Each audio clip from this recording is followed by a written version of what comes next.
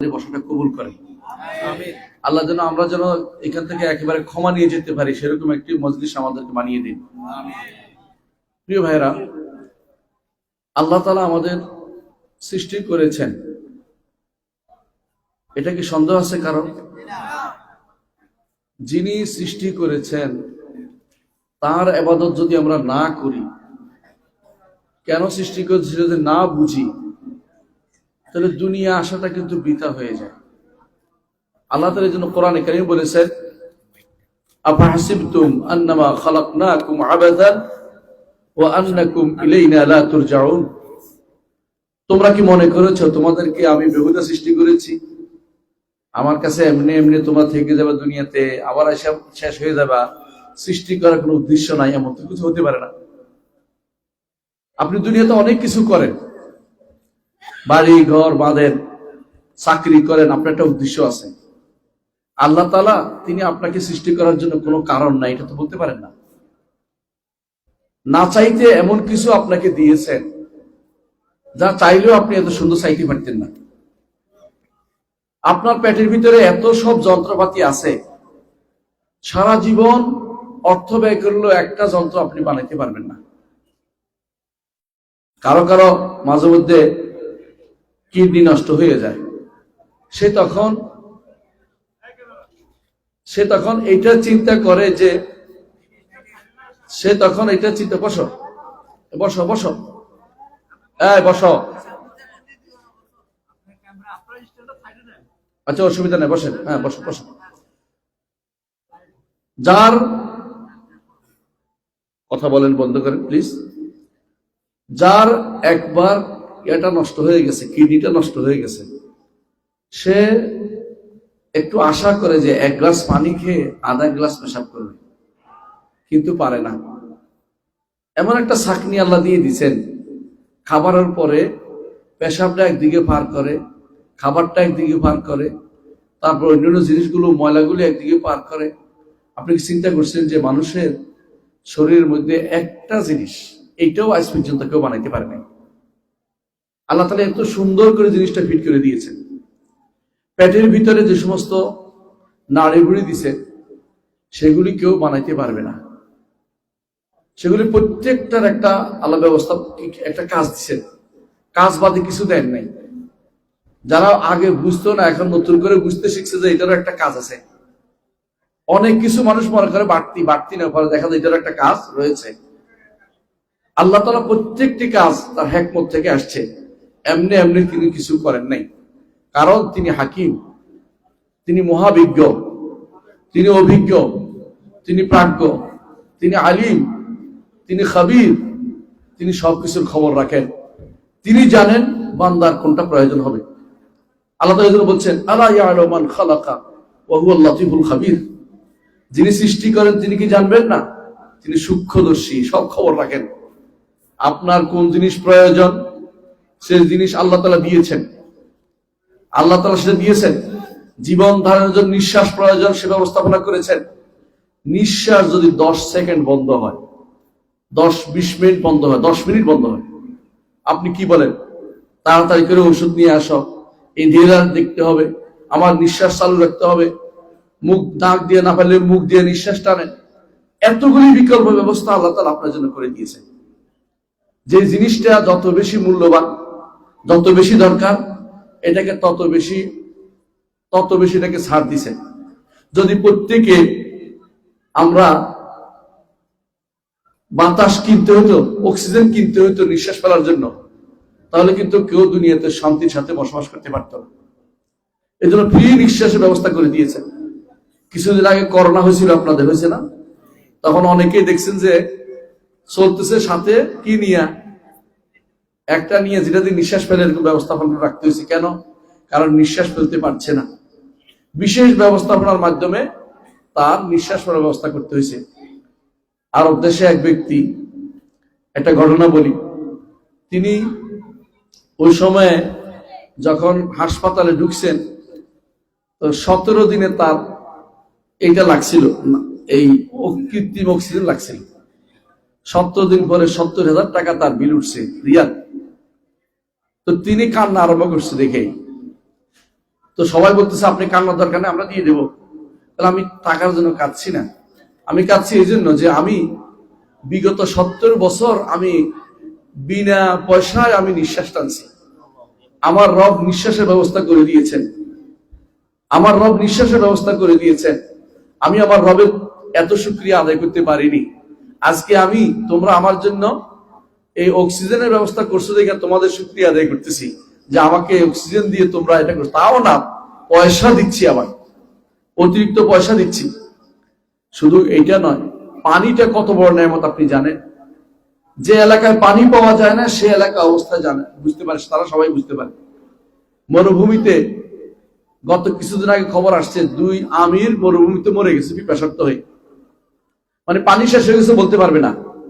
তারা মরুভূমিতে গেছে কোনো কাজে, পানি নেয়, ওখানে মরে গেছে 2 জন, পানি ছাড়া বাঁচতে পারে না। পানিটাকে আল্লাহ সহজ করে দিয়েছে যে কোনো জায়গাতে। এই পানির ব্যাপারে আল্লাহ নিজে বলে দিয়েছেন, কুল আরাআইতুম ইন আসবাহা মাউকুম গাওরান ফামান ইয়াতিকুম বিমাইন মাইন। যদি তোমাদের পানি নিচে ডুবিয়ে দেয়, কে তোমাদেরকে স্বচ্ছ সুন্দর পানি নিয়ে আসবে তোমাদের জন্য? আজ অনেক জায়গাতে, আপনাদের এখানে ভালো জায়গা আছে পানি উঠে, অনেক জায়গাতে 800 ফিট 900 ফিট নিচে পানি পাওয়া যায়, অনেক জায়গাতে আরো নিচে যেতে হয়, পানি পাওয়া যায় না। এই পানি না পাইলে আপনি কোন পানি খাবেন? উপরের পানি দূষিত, পানি কিনতে গেলে প্রতিদিন আপনি বাঁচতে পারবেন না। কতদিন আপনি এই পানি কিনে খাবেন? বাচ্চা কাচ্চার জন্য পানি কতদিন কিনতে পারবেন? পানি যে কত বড় নিয়ামত, এগুলি আল্লাহ তাআলা এমনি দিয়েছেন। পয়সা চাচ্ছেন না আপনার কাছে, আপনার কাছে চাচ্ছেন যে শুধুমাত্র আল্লাহ তাআলার উপরে ঈমান আনেন। আল্লাহ আপনার কাছে চাচ্ছে শুধু একমাত্র তারই ইবাদত করেন। ওয়ামা খালাকতুল জিন্না ওয়াল ইনসা ইল্লা লিয়াবুদুন। মানুষ এবং জিনকে শুধুমাত্র আমার ইবাদতের জন্য সৃষ্টি করেছি। ইবাদত যদি করতে পারেন আপনি আল্লাহর বান্দা, আর ইবাদত যদি না করেন আপনি শয়তানের বান্দা। আল্লাহর দাস হতে চান কে? আমি হতে চাই, আমি হাত তুললাম। আল্লাহর দাস হতে চাই। আল্লাহর দাস যে যত বড় হাত আমি ফেলি, যে যত আল্লাহর দাস হতে চায় তত বেশি ইবাদত করতে হবে। মুহাম্মদুর রাসূলুল্লাহ সাল্লাল্লাহু আলাইহি ওয়াসাল্লাম আল্লাহর দাস ছিলেন কিনা? আপনার প্রতিদিন যখন বসেন, ওয়াশহাদু আন্না মুহাম্মাদান আবদুহু ওয়া রাসূলুহু, আমরা সাক্ষ্য দিচ্ছি যে মুহাম্মদ আল্লাহর বান্দা, আল্লাহর দাস এবং তার রাসূল। আবদুহু আগে, আগে আবদ, আগে তিনি দাস। আল্লাহ তাআলা কোরআনে কারীমে কয়েক জায়গায় তার নবীকে দাস হিসেবে ঘোষণা করেছেন। ওয়া ইন কুনতুম ফি রাইবিম মিম্মা নাযালনা আলা আবদিনা, যদি তোমরা সন্দেহ থাকো যে আমার নবীর উপর, আমার দাসের উপর নাজিল করেছে ব্যাপারে, দাসের উপর কি নাজিল করেছে? কোরআনে কারীম। কোরআনে কারীম ব্যাপারে তোমার সন্দেহ থাকলে তো এরকম একটা কোরআন নিয়ে আসা, আল্লাহ চ্যালেঞ্জ করে দিয়েছেন। কিন্তু শব্দটা বলেছেন আমার দাসের উপরে। আল্লাহর বড় দাস হচ্ছেন সাইয়্যিদুল খালক মুহাম্মদুর রাসূলুল্লাহ সাল্লাল্লাহু আলাইহি ওয়াসাল্লাম। কোন নবী আল্লাহর দাস হতে কখনো ঘৃণা করেন না। আল্লাহ বলছেন, লা ইয়াস্তানকিফাল মাসীহু আন ইয়াকুনা আবদাল লিল্লাহ ওয়ালাল মালাইকাতুল মুকাররাবুন।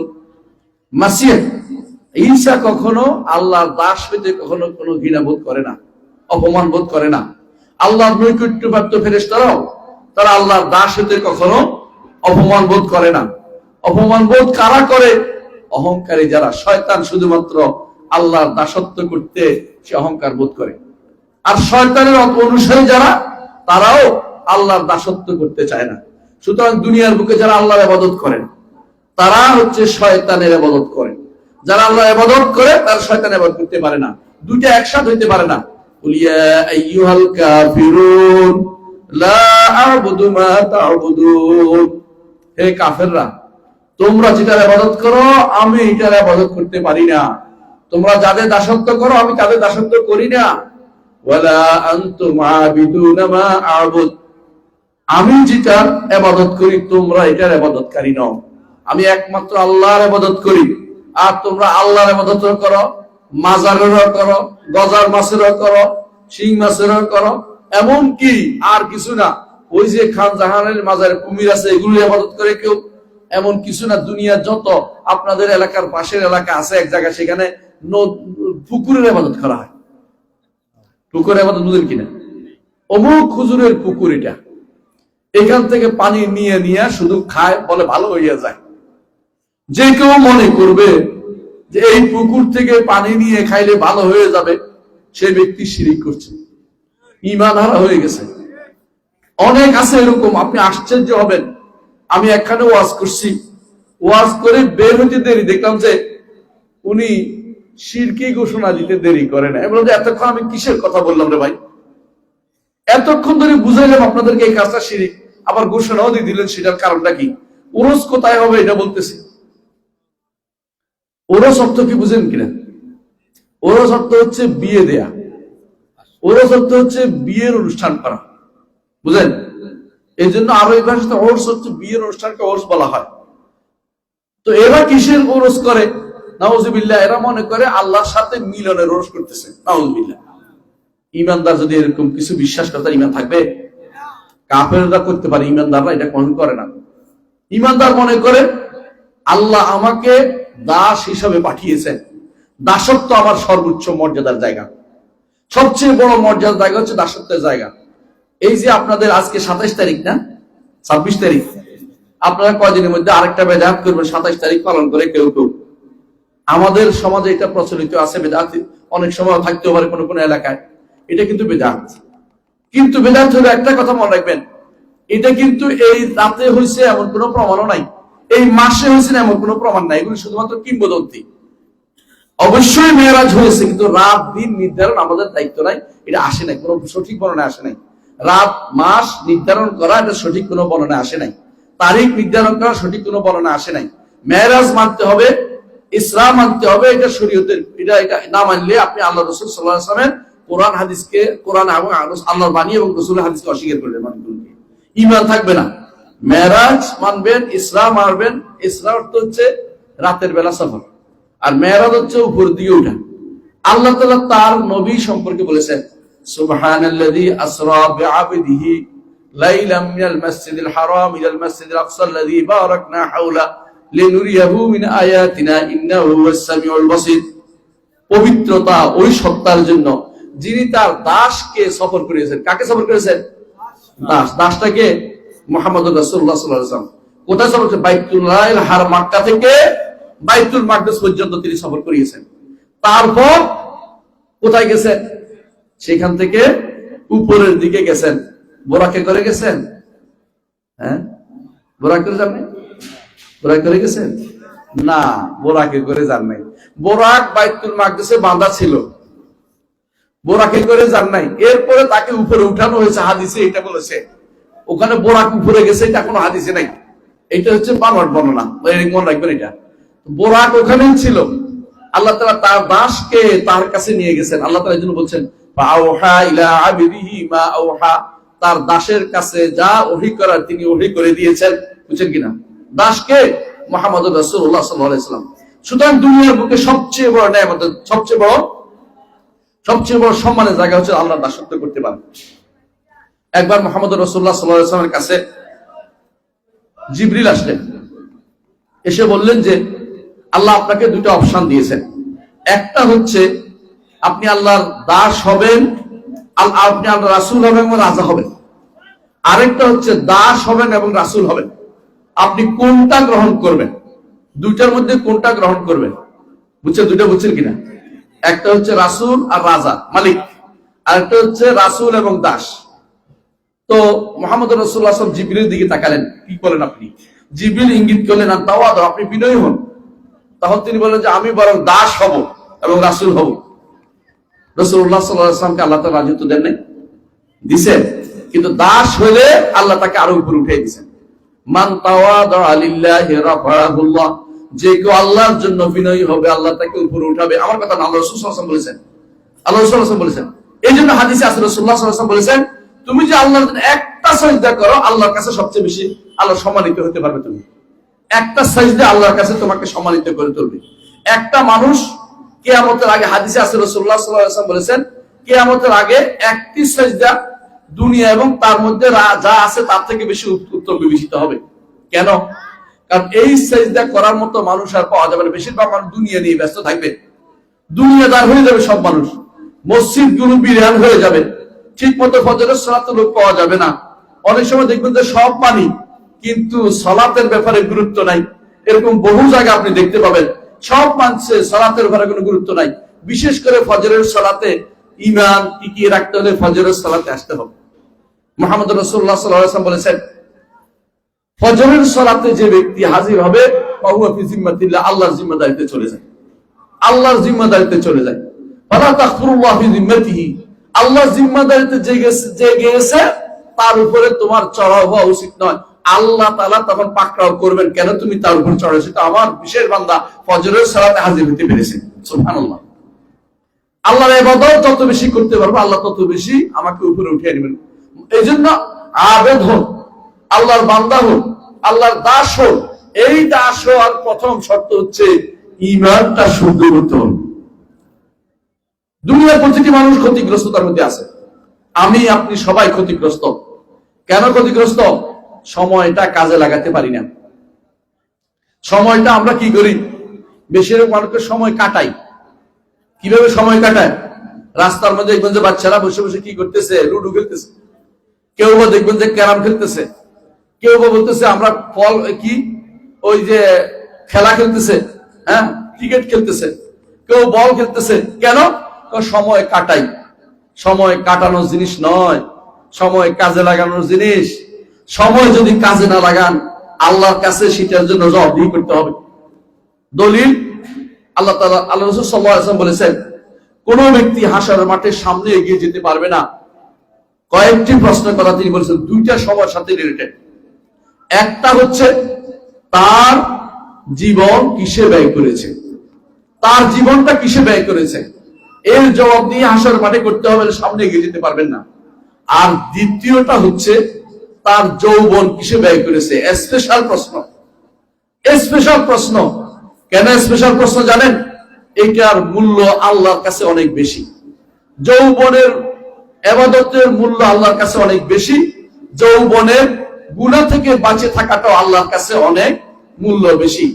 এই জন্য যে যুবক নাশা ফি ইবাদাতিল্লাহ, আল্লাহর ইবাদতে বড় হয়েছে, যে যুবক আল্লাহ তাআলা তাকে হাসরের দিন আরশের নিচে ছায়া দিবেন। হাসরের দিন আরশের নিচে ছায়াতে যেতে চান? কে কে যেতে চাই? আল্লাহ আমাদের হাতগুলি কবুল করুন, আমিন।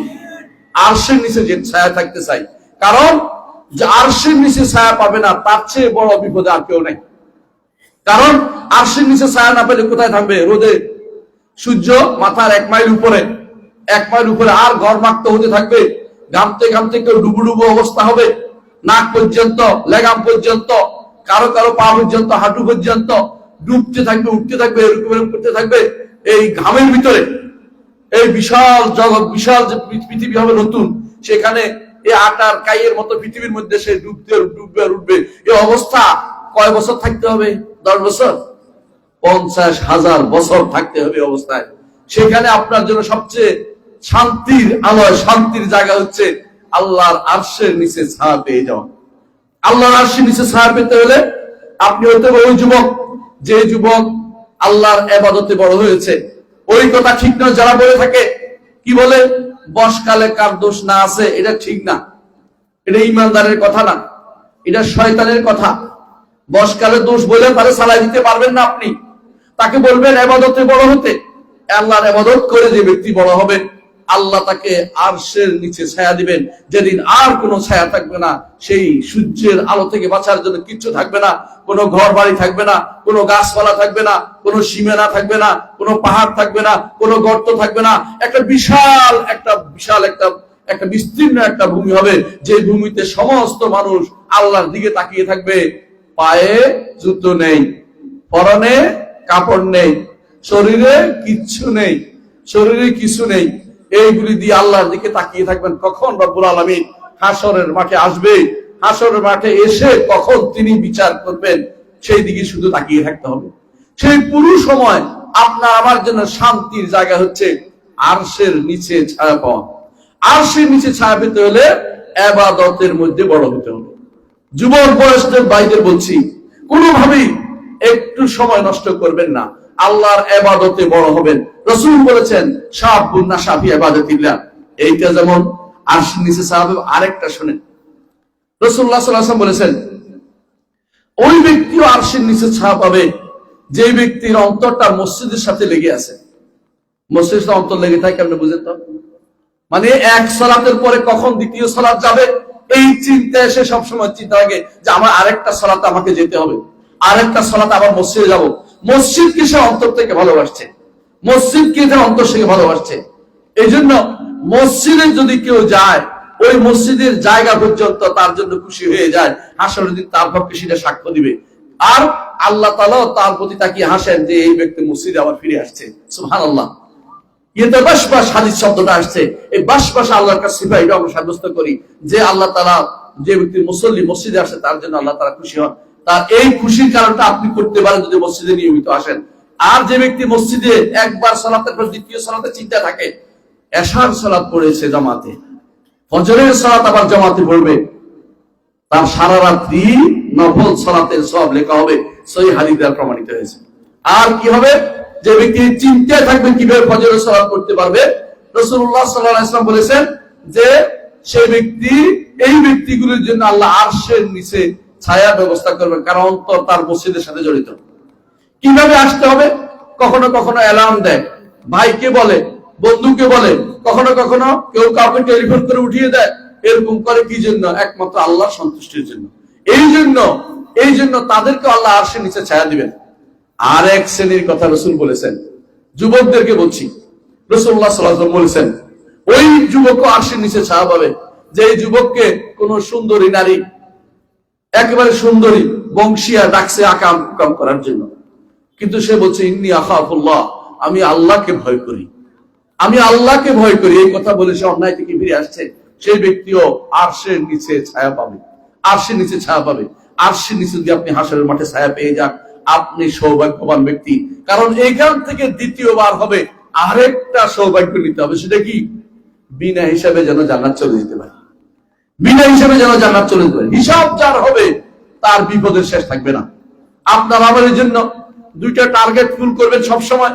একটা হচ্ছে আরশের নিচে কিভাবে জায়গা পেতে পারি, আরেকটা হচ্ছে কিভাবে বিনা হিসাবে জান্নাতে যেতে পারি।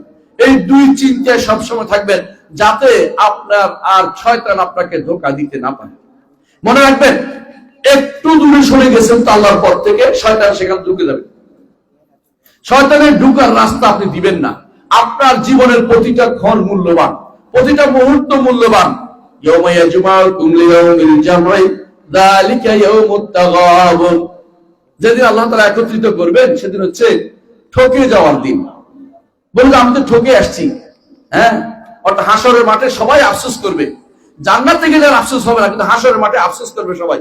সবাই ইস, আর একটু সময় কেটে ইবাদত করলাম না, দুইটা রাকাত বেশি পড়লে কি উপকার আজকে আমি পাইতাম। মসজিদে 12 রাকাত নফল সালাত কেন বাদ দিছি, 12 রাকাত নফল সালাত কেন বাদ দিলাম, আফসোস করবে সেদিন।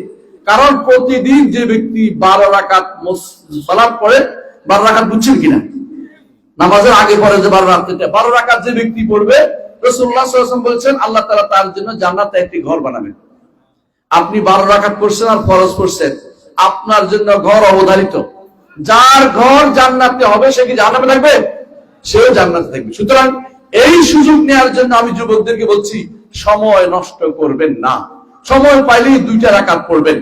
মুহাম্মদ রাসূলুল্লাহ সাল্লাল্লাহু আলাইহি ওয়াসাল্লাম বলেছেন, বেলাল তুমি এমন কি আমল করেছো, আমি জান্নাতে তোমার পায়ের খটখট শব্দ শুনতে পেয়েছি, জুতা। বেলাল রাদিয়াল্লাহু আনহু বললেন, ইয়া রাসূলুল্লাহ, আমার তো মনে নাই তেমন কি আমল করব, যখনই ওযু করেছি তখনই 2 রাকাত সালাত আদায় করেছি। পারবেন না? পারবেন না? খুব কঠিন নাকি? কঠিন না, পারবেন ইনশাআল্লাহ।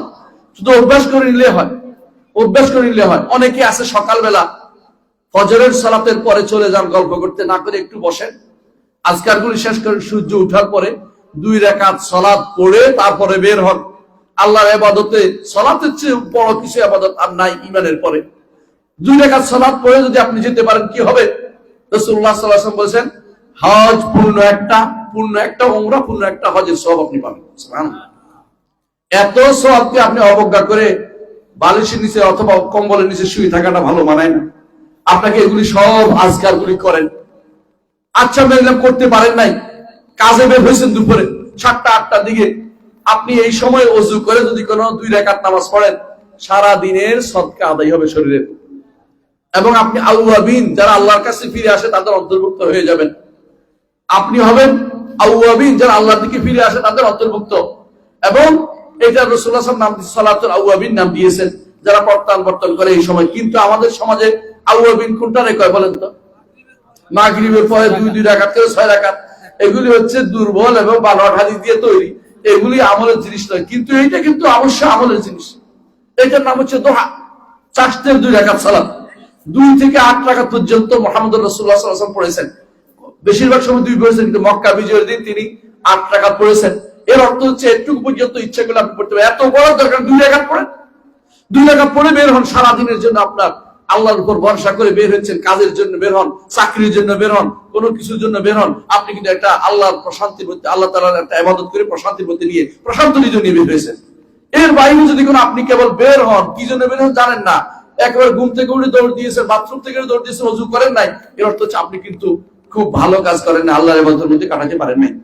আরেকটি দেখেন, রাসূলুল্লাহ সাল্লাল্লাহু আলাইহি ওয়াসাল্লাম আমাদের বলেছেন, ওয়ালা ইউহাফিজু আলাল ওযু ইল্লা মুমিন। ঈমানদার ওযু সব সময় ঠিক রাখে, ওযুর উপরে হেফাজত করে। যুবক বলছি আপনাকে, ওযু রাখেন। ওযু রাখলে কি হবে? আচ্ছা ইনশাআল্লাহ, ইনশাআল্লাহ আর কতক্ষণ বলবো?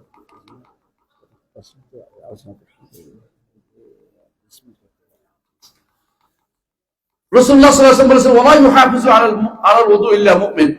ওযুর উপরে একমাত্র ঈমানদার ব্যতীত কেউ হেফাজত করে না। ঈমানদার ওযু হেফাজত করে। ওযু কেন হেফাজত করে জানেন? সবসময় ওযু থাকলে মনে করে ওযু নষ্ট করবো না। আপনি একটু চিন্তা করেন, ওযু থাকলে কোন নারীর গায়ে হাত দিতে পারবেন? শেষ। বুঝছেন না কথাটা? নারীর দিকে তাকালে মনে হবে আমি ওযু রাখছি, বুঝছেন তো? হারামের দিকে যাবে ওযু করে আসছি।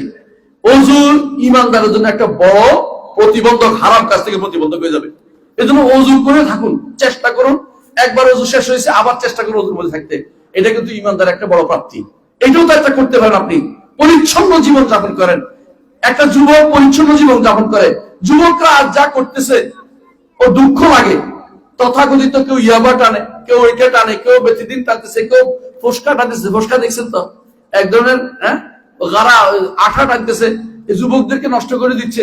যুবকরা কেউ কেউ ইনজেকশন দিচ্ছে, নাউজুবিল্লাহ। এগুলি তো কোনো ভালো লক্ষণ নয়, এগুলি হচ্ছে যুবকদের বিনষ্ট হওয়ার কারণ। যুবকরা নষ্ট হবে এই কারণে যে আল্লাহর ইবাদত থাকলে নষ্ট হবে না। আল্লাহর ইবাদত থাকলে যুবকরা কোনোদিন নষ্ট হবে না। আল্লাহর ইবাদতে না থাকার নষ্টটা হয়ে যাবে। আল্লাহর ইবাদতে যদি থাকতে হয় তাহলে প্রথম কাজ কি বলছিলাম? ঈমান। না হলে আপনার কিন্তু আল্লাহর ইবাদত করা নসিব হবে না। ঈমান থাকতেই হবে। ঈমান যদি একটু নিয়ে যেতে পারেন, আপনি একটু ঈমান নিয়ে যদি কোনো ওই পারে যেতে পারেন, একটু ঈমান নিয়ে যদি কোনো মরতে পারেন, তো আপনি কিন্তু অন্তত চিরস্থায়ী দুর্ভাগা হওয়া থেকে বেঁচে যাবেন। আমরা আহলুস সুন্নাত ওয়াল জামাত বিশ্বাস করি, আমরা আহলুল হাদিস ওয়াল আসার বিশ্বাস করি এটা, যে ঈমান বাড়েও কমে, ঈমান বাড়েও কমে, বাড়তে বাড়তে বাড়তে বাড়তে কারো ঈমান এত পর্যায়ে যায় যে সে মুহসিন হয়ে যায়। আর ঈমান কমতে কমতে কমতে কমতে মুসলিম পর্যায়ে চলে আসে। কারণ সর্বনিম্ন পর্যায়ে হচ্ছে মুসলিম, মধ্যম হচ্ছে মুমিন, সর্বোত্তম হচ্ছে মুহসিন। মুসলিম, মুমিন, মুহসিন, 3টা স্তর। যে ব্যক্তি মুহসিন সে ব্যক্তি মরার পরেই জান্নাতের জন্য এলিজিবল পারসন। যে ব্যক্তি মুমিন সে মরার পরেই জান্নাতে যাওয়ার জন্য যোগ্য ব্যক্তি। আর যে ব্যক্তি মুসলিম তার আযাব হবে, গজব হবে, কষ্ট পাবে, হাসরের মাঠে কষ্ট পাবে, বিভিন্ন কারণে গুনাহ মাফ হবে, কিন্তু চিরস্থায়ী জাহান্নামী হবে না। কিন্তু ঈমান যদি না থাকে, একটু ঈমান থাকে, গুনাহ করছেন আপনি মুসলিম, পূর্ণ ঈমান আছে আপনি হচ্ছেন মুমিন, ঈমানের উপরে আরো নফল ইবাদত করছেন আপনি হচ্ছেন মুহসিন। আল্লাহ তাআলার কাছে প্রিয় জায়গা হচ্ছে মুহসিন হওয়া, সবচেয়ে প্রিয় জায়গা হচ্ছে মুহসিন হওয়া। আল্লাহ এজন্য বলেছেন ইন্নাল্লাহ ইউহিব্বুল মুহসিনিন, আল্লাহ মুহসিনদের ভালোবাসেন। আবার মুমিনদেরকে আল্লাহ ভালোবাসেন, ঈমানদারদেরকে আল্লাহ ভালোবাসেন, কিন্তু আল্লাহ মুসলিমদেরকে ভালোবাসেন কোথাও বলেন নাই। কারণ কেন বলেন নাই? ভালোবাসলে জান্নাত ওয়াজিব হয়ে যেত। যেহেতু মুসলিম ব্যক্তি গুনাহ করেছে, ঈমানও রাখছে, কিন্তু গুনাহ করেছে, ওই গুনাহ আপনাকে তাড়িয়ে দিতে হবে। যে কোনো মূল্যে গুনাহর ভিতরে থাকা যাবে না। কারণ গুনাহ থাকলে, এই গুনাহ থাকলে আপনার যে কোনো সময় কবরে আযাব হতে পারে, হাসরের মাঠে আযাব হতে পারে, এমনকি বলছে রাতে আটকে দিতে পারে, আগুনের জ্বলছে যেতে পারে পা, পড়ে গেলে নিচে। এরপরে আল্লাহ তাআলা সেখান থেকে উঠাই আনবেন যার ঈমান একটু থাকার কারণে। কিন্তু যার ঈমান নাই তার কোনো প্রাপ্তি নাই। বুঝেন কিনা? দুনিয়ার বুকে যারা শিরিক করে আছে, দুনিয়ার বুকে যারা কুফরি করে যাচ্ছে, দুনিয়ার বুকে যারা মুনাফিকি করে যাচ্ছে, এই ব্যক্তিগুলো মরে গেলে তাদের কোনো কিছু প্রাপ্তি নাই। আল্লাহ বলেছেন তাদের কোনো শাফাআত হবে না তাদের জন্য, ওয়ালা হুম ইউনসারুন, তাদেরকে কেউ সাহায্যকারী থাকবে না। আল্লাহর সাহায্য না পেলে কেউ সেদিন হাসরের মাঠে কিছুই করতে পারবে না। সুপারিশ করতে হলেও আল্লাহর অনুমতি লাগবে। মান যাল্লাযী ইয়াশফা'ু ইনদাহু ইল্লা বিইজনি, কেউ হাসরের মাঠে সুপারিশ করে আল্লাহর কাছে বলবে, আল্লাহ আমার সাথে সালাত আদায় করতো, কেমনে বলছে দেখেন, আমার সাথে এরকম করতো, কিন্তু এখন লোকটাকে আমি খুঁজে পাচ্ছি না, দেখো জাহান্নামে, দেখো জাহান্নামে খুঁজে দেখবে, আমি তার জন্য সুপারিশ করতে চাই। আল্লাহ বলে অনুমতি দেওয়া হলো, সুপারিশ করে তাকে নিয়ে আসার ব্যবস্থা করবে। কিন্তু ঈমান না থাকলে কেউ তার জন্য কোনো সুপারিশ করবে না। এই জন্য ক্ষতিগ্রস্ত ওই ব্যক্তি যার ঈমান নাই, ক্ষতিগ্রস্ত ওই ব্যক্তি যার ঈমান নাই। আর যার ঈমান আছে, আমলে সালেহ আছে, সেই ব্যক্তি হচ্ছে সফল কাম। আল্লাহ তাআলা এই জন্য বলছেন, ওয়ালা আসরি ইন্নাল ইনসানা লাফি খুসর ইল্লাল্লাযীনা আমানু ওয়া আমিলুস সালিহাতি ওয়া তাওয়াসাউ বিল হাক্কি ওয়া তাওয়াসাউ বিস সবর। দুইটা কাজ অবশ্যই করতে রাখতেই হবে, একটা হচ্ছে ঈমান এবং আমলে সালেহ। ঈমান একটা আমলে সালেহ, নেক কাজের ভিতরে একটা হচ্ছে ঈমান। রাসূলুল্লাহ সাল্লাল্লাহু আলাইহি ওয়াসাল্লামকে জিজ্ঞাসা করা, ইয়া রাসূলুল্লাহ, উত্তম আমল কোনটি? তিনি বলছেন, আল্লাহ এবং তার রাসূল উপর ঈমান রাখা, ঈমানু বিল্লাহি ওয়া রাসূলিহি, আল্লাহ এবং তার রাসূল উপর ঈমান আনা। তাহলে বোঝা গেল ঈমানও একটা আমল। এজন্য ঈমান আমলের মধ্যে আলাদা করা আমাদের নীতি নয়, এটা হচ্ছে বেদাতীদের নীতি। ঈমান একটা আমল, উত্তম সর্বোত্তম আমল হচ্ছে ঈমান। এই জন্য রাসূলুল্লাহ সাল্লাল্লাহু আলাইহি ওয়াসাল্লাম বলেছেন, আল ঈমানু বিদ'un ওয়া সাবউনা শুবা, ঈমানের রয়েছে 70 ঊর্ধ্ব শাখা। এর মধ্যে বড়টা হচ্ছে শাহাদাতু আল্লা ইলাহা ইল্লাল্লাহ, লা ইলাহা ইল্লাল্লাহ সাক্ষ্য দেওয়া হচ্ছে সর্বোত্তম। আর আমরা জানি ঈমান আনতে হলে কি লাগে? লা ইলাহা ইল্লাল্লাহ, বুঝছেন তো? আর সর্বনিম্নটা হচ্ছে রাস্তা থেকে কষ্টদায়ক জিনিস দূর করে দেয়া, রাস্তা থেকে কষ্টদায়ক দূর করে দেয়া। এটা তাহলে ঈমানের অংশ কিনা? ঈমানের অংশ কিনা? হাদিসে বলছে। আর আমরা অনেকে বলি আমল ঈমানের অংশ নয়, যে ব্যক্তি বলতেছে সে ব্যক্তি ঈমান বুঝে নাই, সে ব্যক্তি ঈমান বুঝে নাই। এই জন্য ঈমান এবং আমলে সালেহ নিয়ে কবরে যেতে হবে। আমলে সালেহ কেমনে হবে? নেক আমল কেমনে হবে? নেক আমল হতে হলে আমার নবী মুহাম্মদ রাসূলুল্লাহ সাল্লাল্লাহু আলাইহি ওয়াসাল্লাম যেভাবে করেছেন সেভাবে করতে হবে। রাসূল যেভাবে হজ করেছেন সেভাবে হজ করতে হবে। রাসূল যেভাবে সালাত আদায় করেছেন সেভাবে সালাত আদায় করতে হবে। সাল্লু কামা রাআইতুমুনি উসাল্লি, আমাকে যেভাবে সালাত আদায় করতে দেখেছো সেইভাবে সালাত আদায় করো। নিজের মন মতো সালাত আদায় করলে নেক আমল হবে না। আমি আপনি যদি কোনো সারাদিন রোজে দাঁড়িয়ে থাকে সওয়াব হবে? রোজে দাঁড়িয়ে থাকলে সওয়াব হবে না? সওয়াব হবে না। কিন্তু আরফার মাঠে আপনি ছায়া পান নাই, রোদের মধ্যে বসে আছেন, সেদিন গুনাহ হবে? গুনাহ হবে না। ছায়া পাচ্ছেন না, কি করবেন? কিন্তু ছায়া রোদের মধ্যে বসে থাকলে কিন্তু সওয়াব হয় না। রাসূলুল্লাহ সাল্লাল্লাহু আলাইহি ওয়াসাল্লামের সময় এক ব্যক্তি হজে যাচ্ছে, তো কি করছে? সে বাহনে চড়ে নাই, বুঝছেন কিনা? বাহনে হাইটে যাবে। আবার কি করছে? সে ও কথা বলে না, মুখ বন্ধ করে রাখছে, কথা বলবে না। তারপরে সে সিদ্ধান্ত নিয়েছে ছায়া চড়বে না, বুঝছেন? মানে ছায়া যাবে না। রাসূল বলে, কি হলো? এই লোক এরকম করতেছে কেন? তোমরা জটলা পাকাচ্ছ কেন এখানে? ইয়া রাসূলুল্লাহ, আবু ইসরাইল কি করছে? শপথ করেছে যে সে এইভাবে হজ করবে, সে কথা বলবে না, ছায়ায় যাবে না, সে বাহনে উঠবে না। রাসূল বললেন যে আবু ইসরাইলকে বলো, আল্লাহ তাআলা আযাব, তাকে বান্দাকে আযাব দেওয়ার জন্য তার শরীয়ত নাযিল করেননি। তাকে বলো বাহনে উঠতে, তাকে বলো কথা বলতে, তাকে বলো ছায়ায় যাইতে, তাকে বলো হজটা করতে। মানে ওইটা মানা করে না, এটা ঠিক আছে। যেটা ভুল এটা সংশোধন করে দিয়েছেন আমার নবী মুহাম্মদ রাসূলুল্লাহ সাল্লাল্লাহু আলাইহি ওয়াসাল্লাম। সুতরাং ইবাদত আপনার আবেগ দিয়ে করলে হয় না, আবেগ দিয়ে করলে ইবাদত হয় না। ইবাদত করতে হলে আমার নবীর তরিকায় আসতেই হবে আপনাকে।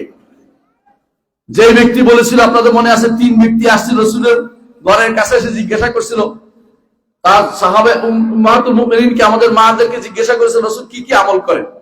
তো বললো যে রাসূল রোজা ভাঙে, রাসূল রাত্রি বেলা ঘুমায় আবার উঠে, এবং রাসূলুল্লাহ সাল্লাল্লাহু আলাইহি ওয়াসাল্লাম এই ইবাদত করে। তারা এগুলি তাকাল্লুহা, কম মনে করলো, কিন্তু এত অল্প ইবাদত করে। হ্যাঁ, একজন বলে বসলো, আমি সারা জীবন বিয়ে করবো, মানে আর বিয়ে শাদী একবারে দরবেশ হয়ে গেছে, বুঝলেন তো কথা? আপনাদের দরবেশ। আরেকজন বলে যে আমি সারা রাত সালাত আদায় করবো। আরেকজন বললো যে আমি সারা বছর রোজা রাখবো। রসুল শুনে ফেলেছেন, তোমরা তিনজনে এই কথা বলেছো? বলে হ্যাঁ ইয়া রাসূল, আমরা তিন কথা বলেছি। বললেন যে আমি বিয়ে করেছি, আমি রাতের বেলা ঘুমাই এবং ইবাদত করি, আমি এবং রোজা ভাঙি এবং রোজা রাখি, সওম ভাঙি এবং রাখি। যে ব্যক্তি আমার আদর্শ থেকে আলাদা, সেই ব্যক্তি আমার উম্মতের অন্তর্ভুক্ত হইতে পারবে না। বুঝছেন? এর অর্থ হচ্ছে বেশি উদ্দেশ্য নয়, রসুলকে অনুসরণ উদ্দেশ্য হইতে হবে। বেশি ইবাদত করার উদ্দেশ্য হচ্ছে রসুল অনুসরণ করে যেটা রসুল বলেছেন এটার মধ্যে বেশি করতে হবে, যেটা রসুল বলেন নাই ওইটা বেশি করা যাবে না। মিলাদ, মিলাদ করে 1 ঘন্টা 2 ঘন্টা দাঁড়ায় দাঁড়ায় মিলাদ করছে কোন কোন ব্যক্তি এরকম আছে। আমাকে একজন বলতেছে অমুক হুজুরে তিনি 2 ঘন্টা দাঁড়িয়ে মিলাদ করছে। বলে কি হয়েছে, এটা সওয়াব না গুনাহ? বলেন তো, শিরক না এবং মতমত কি হয়েছে? গুনার কাজ করছে। আর যদি মনে করে যে রসুল তিনি সব কিছু দেখেন জানেন আল্লাহর মতো, তাহলে শিরক হয়ে গেছে। যদি রসুলকে এখানে মনে করে তিনি দেখতে পাচ্ছেন, তাহলে শিরক হয়ে যাবে। কথা বলছেন কিনা? এরা অধিকাংশই ইবাদত করে, কিন্তু ইবাদত আল্লাহর দরবারে কবুল হয় না। কেন কবুল হয় না? রসুলের তরিকা মোতাবেক হয় না। এই জন্য দুনিয়াতে যদি সফল কাম হইতে হয়, 1 নম্বর কাজ হচ্ছে ঈমান ঠিক রাখতে হবে, 2 নম্বর হচ্ছে আমলে সালেহ করতে হবে, 3 নম্বর কাজ নিজে ভালো হলে চলবে না, পরিবারকে ভালো করতে হবে।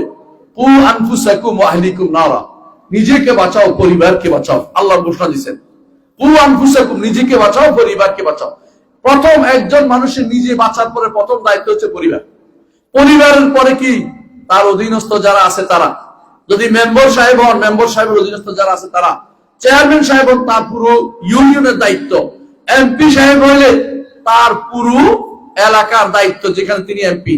আর যদি রাষ্ট্রপ্রধান হন, প্রধান উপদেষ্টা হন, উপদেষ্টা মন্ডলীর কেউ হন, তাহলে পুরো রাষ্ট্রের প্রত্যেকের দায়িত্ব তাকে বহন করতে হবে।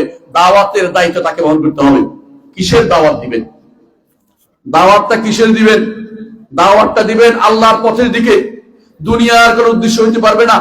আল্লাহর দ্বীনের দিকে দাওয়াত দিবেন, আল্লাহর শরীয়ত মানার দিকে দাওয়াত দিবেন। অথচ দাওয়াত আজ হচ্ছে বিভিন্ন রকম ইজমের দিকে, বিভিন্ন মতবাদের দিকে, ব্যক্তির দিকে, কোন কোন বিশেষ ঐক্যের দিকে। কিন্তু আল্লাহর দ্বীনের দিকে দাওয়াত হবে। দাওয়াত হবে ওয়াতাওয়াসাউ বিল হক, হকের দিকে দাওয়াত দিবেন। যে হক কোরআন বলেছে, যে হক হাদিস বলেছে, যে হক আল্লাহ বলেছে, তার রাসূল বলেছে, হকের দিকে দাওয়াত দিতে হবে। 4 নম্বর কাজ, আমি সংক্ষেপ করছি, শেষ করার জন্য প্রশ্ন আছে, উত্তর দিব ইনশাআল্লাহ। 4 নম্বর কাজ হচ্ছে আপনাকে অবশ্যই দাওয়াত দিতে গেলে একটু সবর করতে হবে। সবর কেমনে করতে হবে বুঝেন তো?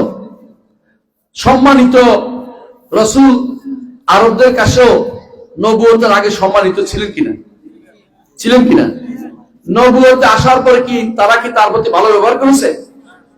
তাদেরকে মক্কায় থাকতেই দেয় নাই তাকে। এমনকি মক্কাতে তাকে এত কষ্ট দিয়েছে, বাধ্য হয়ে তিনি হিজরত করছেন।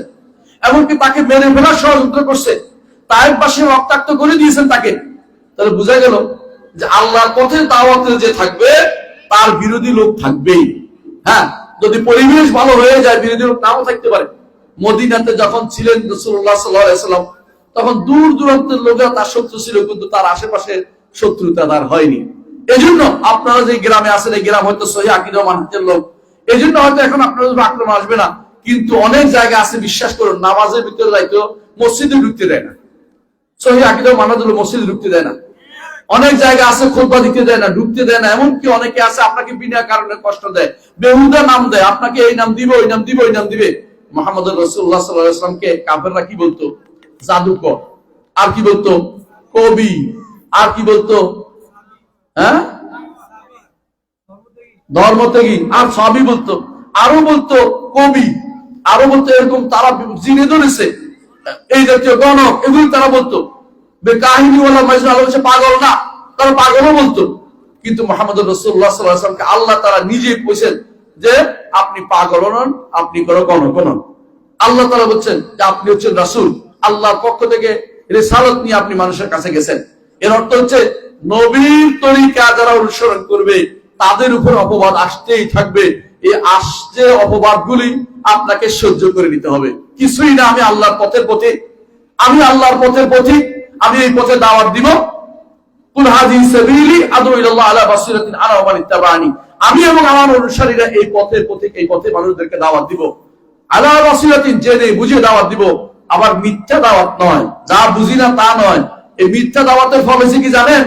যখনই নিজের কর্তৃত্বে খর্ব হয়েছে, তখন এক গোষ্ঠী আরেক গোষ্ঠীকে মেরে ফেলছে, আছে না? সারা জীবন শুনছি একরামুল মুসলিমিনের কথা, একে অপরের সম্মান করে। যখন নেতৃত্ব চলে গেছে, এখন মারা আরম্ভ করছে, মেরেই ফেলছে। সুবহানাল্লাহ। হত্যা কাকে বলে? হত্যা করে ফেলছে। হত্যার মতো গুনাহ কি আছে? শিরকের পরে দ্বিতীয় গুনাহ হচ্ছে হত্যা। আল্লাহ তাআলা হাসরের মাঠে মানুষের রক্তের হিসাব সবার আগে নিবেন। আল্লাহর হক, সালাতের হক আগে জিজ্ঞাসা করবেন, আর মানুষের রক্তের হিসাব। অথচ এরা একে অপরের দিন দেয়ার করে একে অপরে মেরে ফেলছে। দিন কি জন্য? কর্তৃত্বের জন্য, নেতৃত্বের জন্য। তাহলে বোঝা গেল ভালোবাসিরা জেনে বুঝে কাজটা করেন নাই। যে ব্যক্তি জেনে বুঝে দাওয়াত দেয়, তিনি হচ্ছেন মুহাম্মদুর রাসূলুল্লাহ সাল্লাল্লাহু আলাইহি ওয়াসাল্লাম পথে দাওয়াত দিচ্ছেন। এই পথে দাওয়াত দিতে গেলে আপনার শত্রু আসবেই, বহু রকমের শত্রু। বাংলাদেশে আপনি যদি বলেন যে গণতন্ত্রবাদীরা তারা কুফরি মতবাদে লিপ্ত আছে, আপনি যদি বলেন যে সেকুলার যারা তথাকথিত ধর্মহীনতা বা ধর্ম নিরপেক্ষতা দাবি করে, তারা অর্থ ভুল, এই তারা কুফরিতে লিপ্ত আছে। আপনি যদি বলেন সোশ্যালিজম যারা আছে তারা কুফরিতে লিপ্ত আছে, আপনি যদি বলেন দেশাত্মবোধে যারা উজ্জীবিত হয়ে মারা যাচ্ছে এরা কুফরিতে লিপ্ত আছে, এই জাতীয় কথা বললে আপনার বিরুদ্ধে শত্রুতা এমনি লেগে যাবে, কিছু করা লাগবে না। এর বাইরে যদি করে আপনি সুন্দর সুন্দর কথা বলেন, একেবারে গান গেয়ে শোনান, একেবারে কোরআনের কোন অর্থ দিয়ে কিছু করে মুখ করে রাখতে পারেন, হ্যাঁ, কোন একটা কথা দিয়ে আর সুন্দর সুন্দর ভাষা ব্যবহার করতে পারেন, দেখবেন যে লক্ষ লক্ষ যুবক আপনার পিছনে হাসছে। ফজরের নামাজ পড়ছে কিনা আপনি জিজ্ঞাসা করেন না তাকে কোনোদিন। এই জন্য প্রিয় ভাইরা, যেটা বলতে চাচ্ছি, দাওয়াতের ক্ষেত্রে আল্লাহ তাআলা যে নীতি দিয়েছেন সেই নীতি আপনাকে অবলম্বন করতে হবে। এই নীতি থেকে এক পা বিচ্যুত হয়, 1 ইঞ্চি বিচ্যুত হওয়া যাবে না। 1 ইঞ্চি বিচ্যুত হলে আপনার মানহাজ নষ্ট হবে, আপনি ফেরকা হয়ে যাবেন। আর ফেরকার জন্য রাসূলুল্লাহ সাল্লাল্লাহু আলাইহি ওয়াসাল্লাম বলেছেন, যারা ফেরকা হবে তাদের জন্য জাহান্নাম। তিনি বলেছেন একটি ফেরকা শুধুমাত্র জান্নাতে যাবে, আর বাকি 72 ফেরকা জাহান্নামে যাবে। একটি হচ্ছে যার উপর রাসূল আছেন, রাসূলের সাহাবীরা আছেন, অর্থাৎ যারা আহলুস সুন্নাতি ওয়াল জামাআহ, যারা নামে নয় কর্মে, নামে নয় কর্মে, নামে নয় কর্ম, বুঝেন কিনা? হ্যাঁ, অনেকে আছে আহলুস সুন্নাত জামাত নামে দিয়ে দিচ্ছে নিজের নাম, আর সুন্নি পার্টি হয়ে গেছে, আহলুল জামাত পার্টি হয়ে গেছে। আজকাল নাম দিয়ে সব মানুষকে বিভ্রান্ত করা হচ্ছে। নাম দিয়ে কিছু নয়, কর্মে ঠিক আছে কিনা দেখবেন যে আমার সমস্ত নীতি মুহাম্মদ রাসূলুল্লাহ মেনে চলছে কিনা, আমার সমস্ত নীতি সাহাবায়ে কেরাম নীতির চলছে কিনা, এটা পরীক্ষা করে দেখবেন। ভুল করলে সংশোধন করবেন, কিন্তু ভুলের উপরে বসে থাকা ঈমানদারের কাজ না, ভুল ছেড়ে দিতে হয়, এটা আমাদের বলতে হবে। আল্লাহ আমাদের তৌফিক দান করুন। আমি আমার বক্তব্য দিয়ে কোনো কিছু প্রশ্ন আছে এগুলো উত্তর দিয়ে ইনশাআল্লাহ এখান থেকে চলে যাবো ইনশাআল্লাহ। আপনারা আরো আমাদের রাহুল আসছে বক্তব্য শুনবেন ইনশাআল্লাহ। প্রথম প্রশ্ন, আল হাদিস কি অথবা আল হাদিস